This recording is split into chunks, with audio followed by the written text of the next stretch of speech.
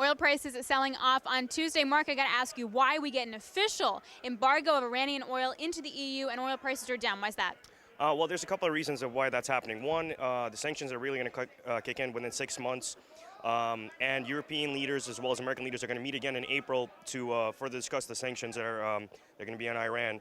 So in between now, I mean, a million different things could happen. So what's really leading the oil market then?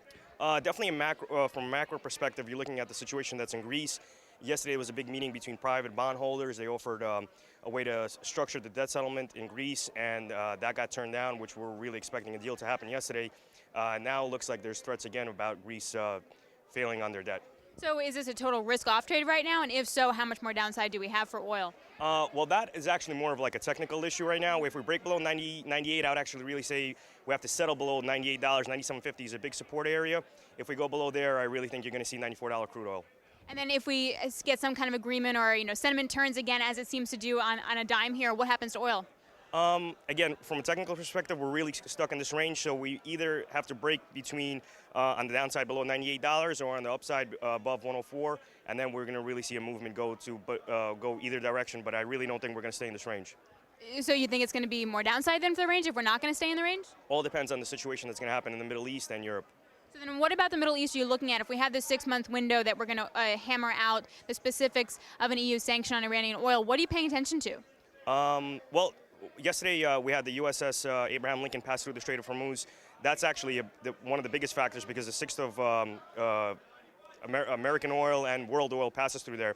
So if they do close down the Strait of Hormuz, we're definitely going to see I think we're going to rip right through the 104 area, and we're probably going to see 110 crude oil if they do close down the Strait of Hormuz. Yeah, 20% of a world oil supply goes through the strait. Do you think it's actually going to happen? I doubt it. Yesterday, I think with the USS Abraham Lincoln passing through, that was kind of like a test area to see what would happen. I mean, Iran is definitely acting very irrationally. I wouldn't hold anything against them, considering their nuclear program.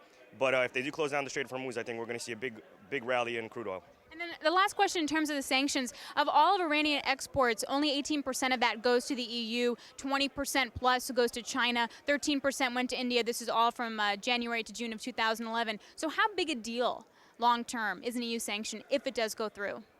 I think it would be pretty big, but I would have to definitely factor in the fact that Saudi Arabia could make up for almost all of the oil that Iran is producing. They're already in talks with Spain, trying to figure out a settlement of how, if they do turn off Iran's oil, that now they could start importing it from Saudi Arabia. All right, so manageable then from an oil perspective. All right, thanks so much, Mark. I really appreciate it. So the big mover for oil is actually going to be any kind of drama within the Strait of Hormuz. For now, oil remains in a trading range.